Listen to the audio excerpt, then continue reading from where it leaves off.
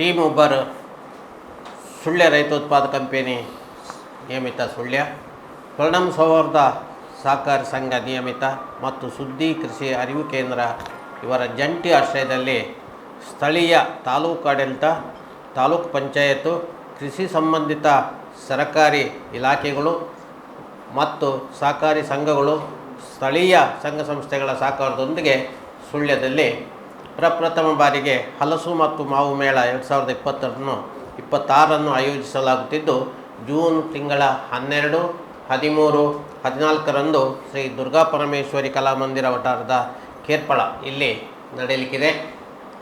ದಿನಾಂಕ 12ರಂದು ಪೂರ್ವಾಹ್ನ 10 ಗಂಟೆಗೆ ಮೇಳದ ಉದ್ಘಾಟನಾ ಕಾರ್ಯಕ್ರಮ ನಡೆಯಲಿಕ್ಕುಂಟು.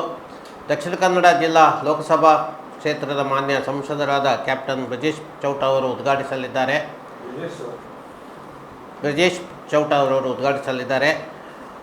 ಮುಖ್ಯ ಅತಿಥಿಗಳಾಗಿ ಸುಳ್ಯ ವಿಧಾನಸಭಾ ಕ್ಷೇತ್ರದ ಮಾನ್ಯ ಶಾಸಕರಾದ ಕುಮಾರಿ ಭಾಗೀರಥಿ ಮುರಳಿಯ, ಕೆ ಮಂಜುಳಾ ಎಂ ಮಾನ್ಯ ತಹಸೀಲ್ದಾರರು, academy of liberal education registered Sullia ಇದರ ಅಧ್ಯಕ್ಷರಾದ ಡಾಕ್ಟರ್ KV ಚಿದಾನಂದರು, ಕ್ಯಾಂಪ್ಕೋ ಅಧ್ಯಕ್ಷರಾದ ಶ್ರೀ ಸತೀಶ್ ಚಂದ್ರ SR, ಸುದ್ದಿ ಮಾಧ್ಯಮ ಸಮೂಹ ಸಂಸ್ಥೆಗಳ ಆಡಳಿತ ನಿರ್ದೇಶಕರಾದ ಹಾಗೂ ಹಲಸು ಮಾವು ಮೇಳದ ಗೌರವ ಮಾರ್ಗದರ್ಶಕರೂ ಆದ ಡಾಕ್ಟರ್ UP ಶಿವಾನಂದರು, ಕೃಷಿ ಇಲಾಖೆಯ ಜಂಟಿ ನಿರ್ದೇಶಕರಾದ ಶ್ರೀ ಹೊನ್ನಪ್ಪ ಗೋವಿಂದೇಗೌಡ ಹಾಗೂ ತೋಟಗಾರಿಕೆ ಇಲಾಖೆಯ ಜಂಟಿ ನಿರ್ದೇಶಕರು ಶ್ರೀ IK ದೊಡ್ಡಮನಿ ಇವರುಗಳು ಆಗಮಿಸಲಿಕ್ಕಿದ್ದಾರೆ.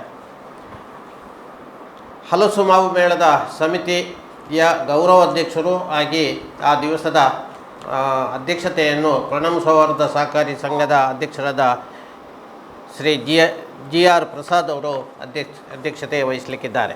ಹಾಗೆಯೇ ಸಮಾರೋಪ ಸಮಾರಂಭ ದಿನಾಂಕ 14ರಂದು ಅಪರಾಹ್ನ 5 ಗಂಟೆಗೆ ನಡೆಯಲಿಕ್ಕಿದೆ. ಮುಖ್ಯ ಅತಿಥಿಗಳಾಗಿ ಡಾಕ್ಟರ್ ರೇಣುಕಾ ಪ್ರಸಾದ್ KV ಉಪಾಧ್ಯಕ್ಷರು, ರಾಜ್ಯ ಒಕ್ಕಲಿಗರ ಸಂಘ ರಿಜಿಸ್ಟರ್ಡ್ ಬೆಂಗಳೂರು ಅಧ್ಯಕ್ಷರು, academy of liberal education committee B ರವರು, ಶ್ರೀ ಅಶೋಕ್ ಕುಮಾರ್, ವಿಶೇಷವಾಗಿ ನಮಗೆ ಅಶೋಕ್ ಕುಮಾರ್ ಅವರು KS ರಾಜ್ಯ ರೈತರತ್ನ ಪ್ರಶಸ್ತಿ ಪುರಸ್ಕೃತರು ಬರ್ತಾ ಇದ್ದಾರೆ. ಶ್ರೀ ಸದಾನಂದ ಮಾವೋಜಿ ಅಧ್ಯಕ್ಷರು, ಕರ್ನಾಟಕ ಅರೆಭಾಷೆ ಸಂಸ್ಕೃತಿ ಮತ್ತು ಸಾಹಿತ್ಯ ಅಕಾಡೆಮಿ, ಶ್ರೀ ಮುಸ್ತಾಫಾ KM ಅಧ್ಯಕ್ಷರು, ನಗರ ಯೋಜನಾ ಪ್ರಾಧಿಕಾರ ಸುಳ್ಯ, ಶ್ರೀ ರಾಜಣ್ಣ ಕಾರ್ಯನಿರ್ವಾಹಕ ಅಧಿಕಾರಿ ತಾಲೂಕು ಪಂಚಾಯತು, ಶ್ರೀ AT ಕುಸುಮಾಧರ ಅಧ್ಯಕ್ಷರು, ಕೃಷಿಕ ಸಮಾಜ ಸುಳ್ಯ ಮತ್ತು ಶ್ರೀ ಜ್ಯೋತಿರಾಜ್ ಮುಖ್ಯ ಕಾರ್ಯನಿರ್ವಹಣಾಧಿಕಾರಿ, ವಿಜಯ ಗ್ರಾಮೀಣ ಪ್ರತಿಷ್ಠಾನ ರಿಜಿಸ್ಟರ್ಡ್ ಮಂಗಳೂರು ಇವರುಗಳು ಆಗಮಿಸಲಿಕ್ಕಿದ್ದಾರೆ. ಆ ದಿವಸದ ಅಧ್ಯಕ್ಷತೆಯನ್ನು ನಾನೇ ವಹಿಸಿಕೊಳ್ಳಲಿಕ್ಕೆ ಇದ್ದೆ. ಹಲಸು ಮಾವು ಮೇಳದಲ್ಲಿ ಸುಮಾರು 75ಕ್ಕಿಂತಲೂ ಹೆಚ್ಚು ಸ್ಟಾಲು ಬರುತ್ತಿದ್ದು, ವಿವಿಧ ಬಗೆಯ ಹಲಸು, ಮಾವು, ಇತರ ತಾಜಾ ಹಣ್ಣುಗಳ ಸ್ಟಾಲ್ಗಳು, ಹಲಸಿನ ಉಪ ಉತ್ಪನ್ನಗಳು, ಸ್ಥಳದಲ್ಲಿ ತಯಾರಿಸಿಕೊಡುವ ಹಲಸಿನ ಮಾವಿನ ಬಗೆ ಬಗೆಯ ತಿಂಡಿಗಳು ಇರ್ತದೆ. ನರ್ಸರಿ ಬ್ಲಾಕ್ ಪ್ರತ್ಯೇಕವಿದ್ದು 3-4 ನರ್ಸರಿಯವರು ಬರ್ತಿದ್ದು ಎಲ್ಲ ಜಾತಿಯ ಗಿಡಗಳು ಲಭ್ಯವಿರ್ತದೆ. ಇದರೊಂದಿಗೆ ರೈತರು ಸ್ಥಳೀಯ ಉತ್ಪನ್ನಗಳು, ಬಟ್ಟೆಗಳು, ಆಟಿಕೆಗಳು, ಔಷಧಿಗಳು, ಕೃಷಿ ಪೂರಕ ಮಳಿಗೆಗಳು ಸಹ ಇರ್ತವೆ.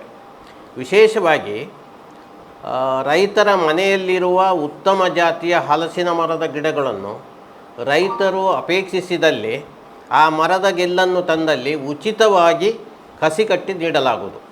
ಮದರ್ ಪ್ಲ್ಯಾಂಟ್ ನಮ್ಮಲ್ಲೇ ಇರ್ತದೆ. ಇವರು ಜಾಕ್ ಅನಿಲ್ದವರು ಇದನ್ನು ವ್ಯವಸ್ಥೆ ಮಾಡಿಕೊಡ್ತಾರೆ. ಸುಮಾರು 300 ಮದರ್ ಪ್ಲ್ಯಾಂಟನ್ನು ಅವರು ತರ್ತೇನೆ ಅಂತ ಹೇಳಿದ್ದಾರೆ. ಈ ಊರಿನಲ್ಲಿ ಯಾರು ಹಲಸಿನ ಗಿಡಗಳನ್ನು, ಉತ್ತಮ ತಳಿಯ ಗಿಡ ಅವರಿಗೆ ಬೇಕು ಅಂದಿದ್ದರೆ ಅದರ ಗೆಲ್ಲನ್ನು ತಂದರೆ ಆನ್ ದಿ ಸ್ಪಾಟ್ ಅವರಿಗೆ ಕಸಿ ಕಟ್ಟಿ ಕೊಡಲಿಕ್ಕೆ ಆಗ್ತದೆ. ಇದೊಂದು ವಿಶೇಷ ಕಾರ್ಯಕ್ರಮ. ಬಹುಶಃ ಹಳ್ಳಿಯ ಭಾಗದಲ್ಲಿರುವ ವಿಶೇಷ ಒಂದು ತಳಿಯನ್ನು ನಾವು ಉಳಿಸಿ ಬೆಳೆಸಿದಂತೆ ಆಗ್ತದೆ. ಈ ನೆಲೆಯಲ್ಲಿ ಆ ಒಂದು ಕಾರ್ಯಕ್ರಮವನ್ನು ನಾವು ಹಾಕಿಕೊಂಡಿದ್ದೇವೆ. ಹಾಗೆಯೇ ನಮ್ಮದು ವಿಚಾರ ಸಂಕಿರಣ ಕಾರ್ಯಕ್ರಮಗಳು ಎಲ್ಲ ದಿವಸವೂ ನಡೆಯುತ್ತದೆ. ಇದರಲ್ಲಿ ಬಹುಶಃ ಇದರ ವಿಶೇಷ ಈ ಒಂದು ಸಮಿತಿಯ ಡಾಕ್ಟರ್ ಜ್ಞಾನೇಶ್ ಅವರು ಸಮೇತ ನಮ್ಮೊಂದಿಗಿದ್ದಾರೆ. ಅವರು ಬಹುಶಃ ಹೇಳ್ತೀರಾ ಸರ್? ಸಾಂಸ್ಕೃತಿಕ ಕಾರ್ಯಕ್ರಮದ ಬಗ್ಗೆ, ಇದು ವಿಚಾರ ಸಂಕಿರಣದ ಬಗ್ಗೆ. ಹೌದು ಹೌದು. ಮೊದಲನೇ ದಿವಸ 11ನೇ ತಾರೀಕಿಗೆ ಹಲಸು ಮಾವು ದೇವರು ಮೌಲ್ಯಯುತ ಉತ್ಪನ್ನಗಳ ಬಗ್ಗೆ ಈ ಪಟ್ರೆ ಕಾರ್ಯನಿರ್ವಾಹಕ ಸಂಪಾದಕ ಅಡಿಕೆ ಪತ್ರಿಕೆ ಇವರು ಒಂದು ವಿಷಯ ಮಂಡನೆ ಮಾಡಿದ್ದಾರೆ. ಮತ್ತು 13/6/26ರಂದು ಕಾಫಿ ಗಿಡಗಳ ನಿರ್ವಹಣೆ ಕುರಿತು ಡಾಕ್ಟರ್ ಎಸ್ ಎ ನಡಾ ವಿಜ್ಞಾನಿಗಳು ಕಾಫಿ ಮಂಡಳಿ ಚೆಟ್ಟಳ್ಳಿ ಇವರು ಆಗಮಿಸುತ್ತಿದ್ದಾರೆ. ಇವರು ಈಗ ವಿಶೇಷವಾಗಿ ಈ ಭಾಗದಲ್ಲಿ ಕಾಫಿ ಗಿಡಗಳನ್ನು ನೆಡುವ ಒಂದು ಪದ್ಧತಿ ಪ್ರಾರಂಭವಾಗಿದೆ ಅಡಿಕೆ ಕೃಷಿಗಳಲ್ಲಿ, ಅದರ ಬಗ್ಗೆ ಒಂದು ಮಾಹಿತಿ ನೀಡಲಿಕ್ಕಿದ್ದಾರೆ. ಮತ್ತು ಕಾಳು ಮೆಣಸಿನ ನಿರ್ವಹಣೆ ಬಗ್ಗೆ ಶ್ರೀ ಸುರೇಶ್ ಬಲ್ನಾಡ್ ಇವರು ಪ್ರಶಸ್ತಿ ವಿಜೇತರು. ಸುರೇಶ್ ಬಲ್ನಾಡ್ ಇವರು ಅದನ್ನು ಮಾಡಲಿಕ್ಕಿದ್ದಾರೆ. ಆಮೇಲೆ 14ನೇ ತಾರೀಕಿಗೆ 3 ವಿಷಯ ಮಂಡನೆ ಆಗುತ್ತಿದೆ. ಅಡಿಕೆ ಬೆಳೆಯಲ್ಲಿ ಪೋಷಕಾಂಶಗಳ ನಿರ್ವಹಣೆ ಬಗ್ಗೆ ಕೆ ವಿಧುಕುಮಾರ್ ಆಡಳಿತ ನಿರ್ದೇಶಕರು ವಿಶ್ವಕುಮಾರ್ ಅವರು ಬರ್ತಾರೆ. ಆಮೇಲೆ ಹಲಸಿನ ಬೀಜದ ಉಪಯುಕ್ತತೆ ಬಗ್ಗೆ ಶ್ರೀ ರಾಧಾಕೃಷ್ಣ ಇಟ್ಟುಗುಂಡಿ, ನಿಮಗೆಲ್ಲ ಗೊತ್ತಿರ್ಬೋದು, ಇಲ್ಲಿ ರಾಧಾಕೃಷ್ಣ ಇಟ್ಟುಗುಂಡಿ ಅವರು ಅದರಲ್ಲಿ ಬೇರೆ ಬೇರೆ ಉತ್ಪನ್ನಗಳನ್ನು ಈಗಾಗಲೇ ಮಾಡಿ ಮಾರ್ಕೆಟಿಗೆ ಬಿಡುಗಡೆ ಮಾಡಿದ್ದಾರೆ, ಅವರು ಬರ್ತಾ ಇದ್ದಾರೆ. ಆಮೇಲೆ ಹಲಸಿನ ಮೌಲ್ಯವರ್ಧಿತ ಉತ್ಪನ್ನಗಳ ತಯಾರಿಕೆಗೆ ರೈತ ಉತ್ಪಾದಕರ ಸಂಘದ ಪಾತ್ರ ಶ್ರೀ ರಾಮ್ ಕಿಶೋರ್ ಅವರು, ಅಧ್ಯಕ್ಷರು ಸಿಂಗಾರ ರೈತ ಉತ್ಪಾದಕ ಸಂಘ ಸಂಸ್ಥೆ ಇಲ್ಲ, ಅವರು ಅದನ್ನು ನಡೆಸಿಕೊಳ್ಳಿಸಿದ್ದಾರೆ. ಮತ್ತೆ ಸಾಧಕರ ರೈತರಿಗೆ ಸನ್ಮಾನ ಕಾರ್ಯಕ್ರಮಗಳು, ಹಣ್ಣು ಮತ್ತು ಇತರ ಪೂರಕ ಬೆಳೆಗಳನ್ನು ಬೆಳೆಯುವ ರೈತರನ್ನ ಇಲ್ಲಿ ಒಂದು ಗೌರವಿಸಬೇಕು ಅಂತ ಹೇಳುವಂತ ಅಭಿಲಾಷೆ ಹರೀಶ್ ಭಟ್ರಾಳ್ ಬಗ್ಗೆ ಮಾಹಿತಿಯನ್ನು ನೀಡಿದ್ದಾರೆ. ಈ ಕಾರ್ಯಕ್ರಮ ಆಯೋಜನೆ ಮಾಡಿರುವಂಥದ್ದು ಈ ಹಲಸಿನ ಮತ್ತು ಮಾವಿನ ವಿವಿಧ ಉತ್ಪನ್ನಗಳನ್ನು ಮಾಡುವುದು ಹೇಗೆ, ಅದನ್ನು ಮೌಲ್ಯವರ್ಧನೆ ಮಾಡಿ ಜನರಿಗೆ ಪ್ರಯೋಜನ ಆಗುವ ಹಾಗೆ ಮಾಡುವುದು ಹೇಗೆ ಅನ್ನೋ ವಿಚಾರಕ್ಕೆ ಬೇಕಾಗಿ, ಅದರ ಜೊತೆಗೆ ಈಗಾಗಲೇ ಆ ರೀತಿ ಯಾರೆಲ್ಲ ಮಾಡ್ತಾ ಇದ್ದಾರೆ ಅದನ್ನು ನೋಡಿ ಅವರನ್ನು ಗುರುತಿಸಬೇಕು, ಅದರ ಮೂಲಕ ಜನರಿಗೆ ಸ್ಫೂರ್ತಿ ಕೊಡಬೇಕು ಅನ್ನೋ ಕಾರಣಕ್ಕಾಗಿ ಒಂದು 5 ಪ್ರಶಸ್ತಿಗಳನ್ನು ನಾವು ನೀಡುವರಿದ್ದೇವೆ.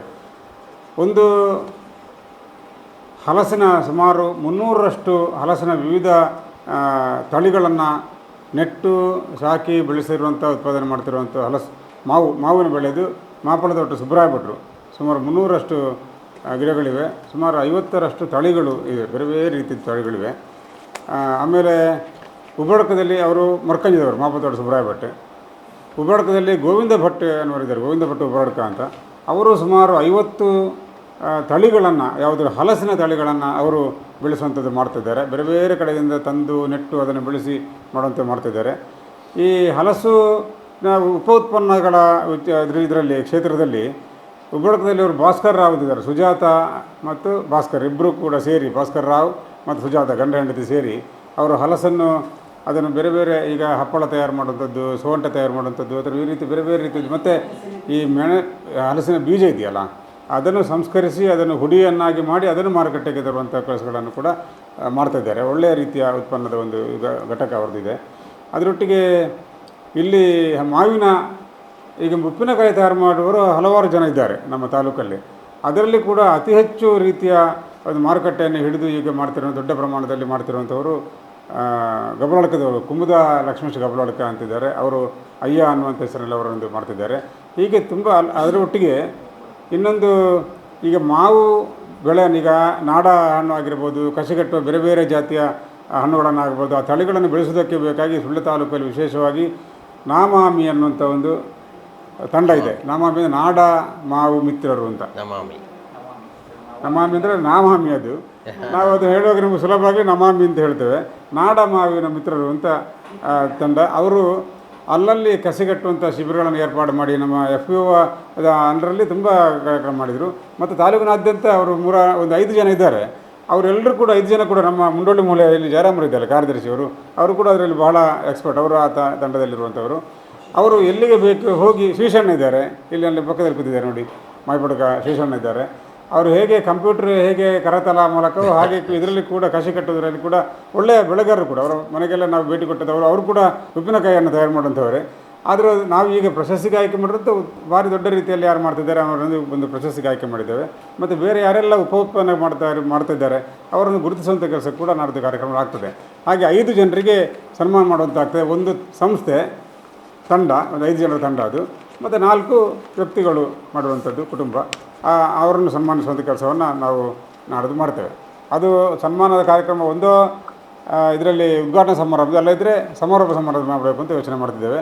ಸಮಾರೋಪ ಸಮಾರಂಭದಲ್ಲಿ ಮತ್ತಷ್ಟು ಕೆಲವು ಕೃಷಿಕರಿಗೆ ಸನ್ಮಾನ ಮಾಡುವಂಥ ಇದೆ, ಅದು ಕೂಡ ನಾವು ಮತ್ತೆ ನಿಮಗೆ ತಿಳಿಸ್ತೇವೆ. ಇನ್ವಿಟೇಷನಲ್ಲಿದೆ ನೋಡಿ.